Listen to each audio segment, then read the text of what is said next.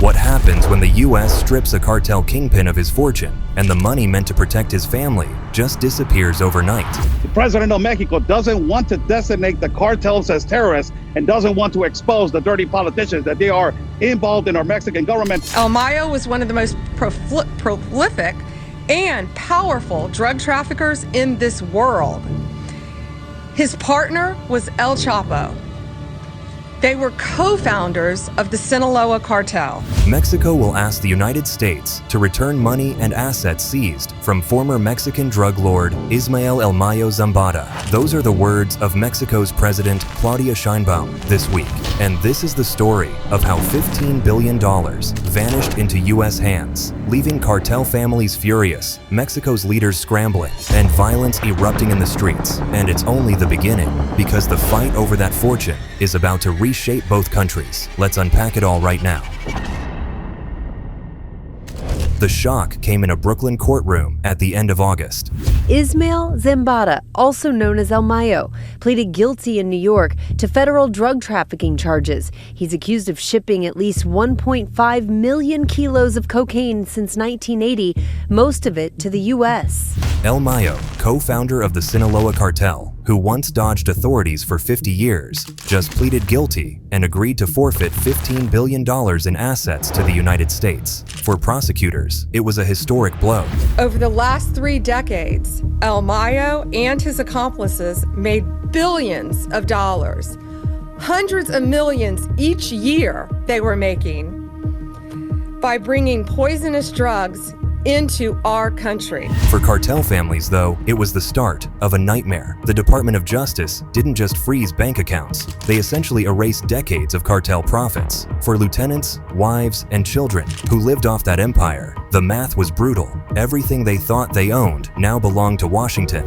Their reign of terror is over.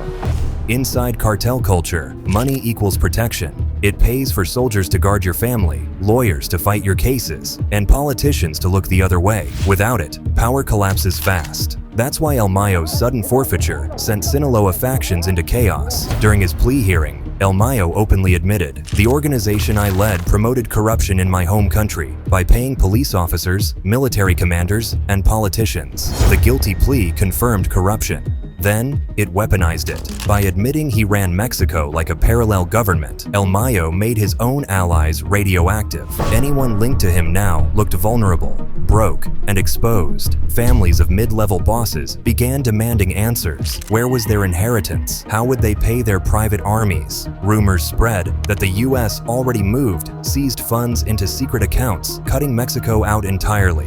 More and more people are quoting a statement Claudia Sheinbaum reportedly made in Mexico last week. If the United States government were to recover resources, then we would be asking them for them to be given to Mexico. That's our drug money. Keep your hands off of it, the Mexican president is saying. The panic was instant. Cartel families feared betrayal, not only by Trump, but also by their own government. And as the money vanished, paranoia turned to violence. But if the Sinaloa clan was panicking, Mexico's president was seething. Here's why Claudia Sheinbaum wants Mayo's money for her own country. When the U.S. announced the $15 billion forfeiture, Mexico's new president, Claudia Sheinbaum, didn't celebrate. She went on the offensive. In press conferences, she made it clear that Washington had no right to keep the fortune and demanded, not requested, that Trump give it back. CBS says Mexican President Claudia Sheinbaum said Wednesday she would ask the United States to share the $15 billion it expects to extract from convicted Mexican drug lord Ismael El Mayo Zambada with her country's poor. Her argument sounded noble on paper, sure. She claimed all the cash should go to Mexico's poorest citizens, but the timing was explosive because just days earlier, El Mayo himself admitted that his empire existed by bribing police, generals, and politicians for 3 decades straight. El Mayo operated with impunity at the highest levels of the Mexican drug trafficking world by paying bribes to government officials, by bribing law enforcement officers. He controlled corrupt officials and officers who protected his workers and his drug shipments that traveled from Mexico into our country. That's where the anger comes in. How could Mexico's government deny corruption in one breath and then demand the spoils of that corruption in the next? To U.S. officials, it looked less like charity and more like cartel protection dressed in politics.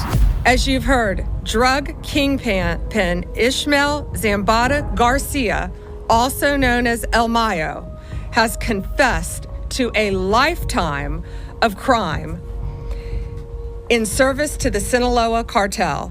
El Mayo and his ex-partner, El Chapo, were famous for having high-ranking politicians in their pockets. Claudia Sheinbaum had promised to be tougher on crime when she took office. So what's happening now? Critics erupted. American senators mocked the hypocrisy. Security experts warned that funneling billions back into Mexican coffers without oversight would be like wiring it straight to cartel payrolls. And within Mexico, a few politicians echoed the sentiment. Sheinbaum is trying to keep the same corrupted networks afloat, but Sheinbaum didn't back down. By framing the money as Mexico's property, she painted the U.S. as a thief, fueling nationalist anger while dodging questions about who really benefited. The stage was set for a bitter standoff between Mexico's people and the narco state they've been forced to live under. And if this sounds outrageous, wait until you see what happens when one senator risks her life to call Mexico a cartel-run government on live TV. As Claudia Sheinbaum's demands got more aggressive, one voice inside Mexico said another thing entirely. Senator Tellez, welcome to Fox Noticias. I'm just going to get right to it. Is Mexico a narco state? Yes, it is. And we all Mexicans know about it. And Mexicans are afraid of the alliance between the Mexican government and the cartels that have infested our nation. Senator Lily Tellez went on international TV and called her country what everyone feared but few dared say, a narco state. She accused the ruling Morena party of being financed by cartel money and warned that Mexico was sliding into authoritarian capture. That confession made Sheinbaum's denials sound hollow. Yet instead of probing cartel ties, the president turned her fury on Tellez. President of Mexico is furious. She's calling Mexican Senator Lily Tellez a traitor for coming on Fox Noticias with me a few days ago. And she accused Tellez of betraying her own country by inviting foreign intervention. Now, in Mexico, being labeled a traitor isn't political. It's a straight-up death sentence. The question is whether Sheinbaum really thinks like cartels or is just trying to score nationalist points. Meanwhile, cartel allies who had thrived under state protection were watching closely. A senator publicly accusing the government of being bought meant exposure, and exposure meant danger. Journalists, activists, and even local mayors have been executed for less, much less than Lily is saying here. The help from the United States to fight the cartels in Mexico is absolutely welcome, and that is how the majority of Mexicans feel. The only ones who don't like that President Trump is sending help and trying to support Mexicans against the cartels are the narco politicians. That includes President Sheinbaum. The U.S. framed El Mayo as a terrorist whose empire is dead. Lily's warning showed the opposite, that the empire still lived, embedded in Mexico's power structure. Her courage just turned her into a target. Here's how the cartel reacted. The money vanished into U.S. hands, and cartel families in Sinaloa erupted. Word spread that not a cent of El Mayo's empire would be returned. This was their inheritance, their security going forward, with Mayo in prison for life. And with one court ruling, it was gone. Executions started almost immediately. The violence is increasing, not only in Tijuana, but all the border towns across the next to the United States of America and in the central parts of Mexico. This is just the cartel operating, how they can dismantle a body and how they can disappear a body. Men accused of snitching were gunned down in public. Houses tied to El Mayo's lieutenants were burned. The old Sinaloa networks turned on each other, convinced someone had leaked the money trails. This is the paranoia that turns a cartel to shreds from within once the kingpins start falling down. Experts say it was bound to happen after El Mayo's arrest anyway, but with Trump's extra hard crackdown, it's all happening at an unprecedented pace. Also yesterday, there was also 3 people forcing at a plaza, fighting in a plaza. One of them had a gun. And just, today it was reported 5 members of a Mexican national regional band, they were found dead. Now, cartels know that every neighbor could be working for the DEA and every rival smelled blood in the water. U.S. Attorney General Pam Bondi said about Mayo and his disciples. El Mayo also ensured that the Sinaloa cartel operated and protected its drug trafficking business by relying on extreme violence. They used military-grade weapons and directed hitmen to kill their adversaries. They committed gruesome assassinations, kidnappings, and horrible crimes to maintain discipline within their own organization. That discipline now snapped, though. Violence tore through Sinaloa as El Mayo's name became a liability. Families who once lived under his protection now feared for their lives. Children of lieutenants were put into hiding. Soldiers roamed the streets, shooting anyone suspected of betrayal. And it goes without saying, thousands more are living in 24/7 fear right now in many parts of Mexico. And if you think the bodies piling up in Sinaloa are shocking, the next twist is even worse, because Beijing is watching and China is ready to buy influence where the US just created chaos.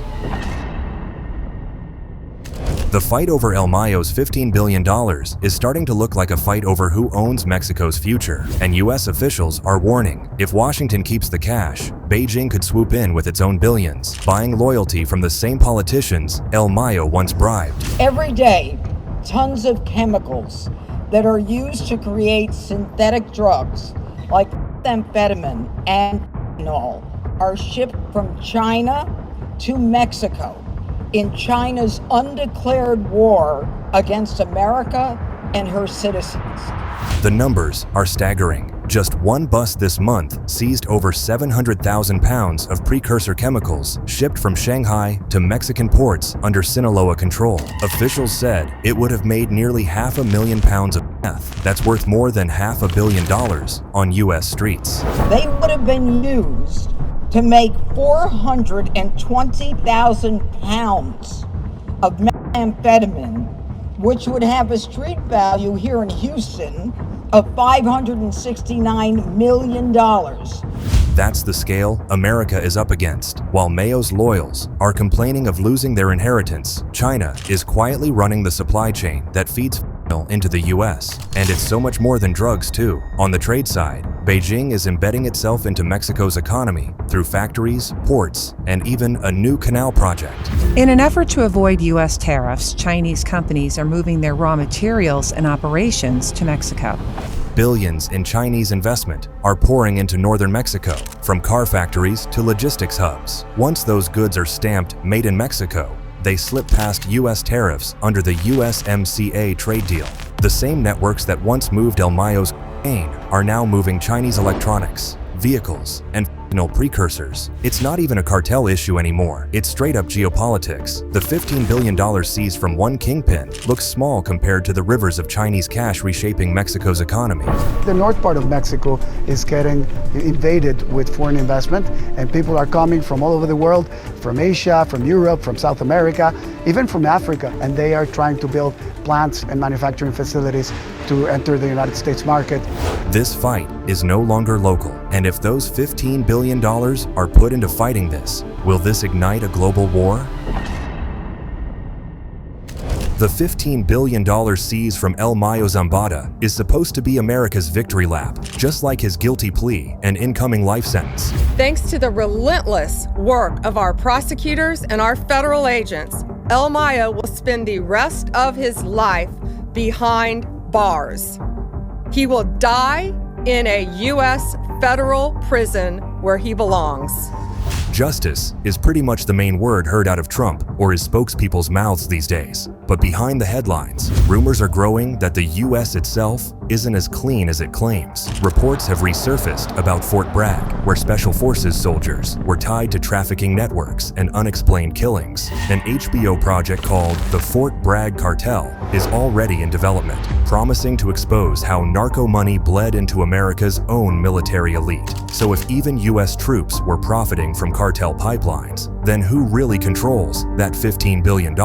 And if both Mexico and Washington have dirty hands, what does it mean when Trump declares himself the only one tough enough to spend it? Because make no mistake, this money is now a war chest. Over the last 3 decades, El Mayo and his accomplices made billions of dollars.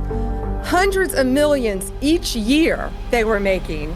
Think about that. Hundreds of millions per year, now locked in U.S. accounts. In cartel math, that bankroll means soldiers on payroll, judges on retainer, and politicians in your pocket. Take it away, and the entire chain of power collapses. Keep it, though, and you control who rebuilds it. I think there's a huge market for Chinese product in Mexico, but the big ticket item here is the US market. That's why China's coming to Mexico. So here's the real nightmare. As Mexico demands its share, China is writing bigger checks. Beijing is shipping factories, cars, and precursors into Mexico at record levels. In just 18 months, container trade from China to Mexico surged over 20%. Chinese money is already buying the same loyalty El Mayo once purchased with dollars. So what happens if Trump uses El Mayo's billions to fight cartels, while Beijing bankrolls the other side? Who wins that proxy war? Washington, Beijing, or the cartels who thrive on both? The north part of Mexico is getting invaded with foreign investment. Invaded. That's the word used on the ground in northern Mexico.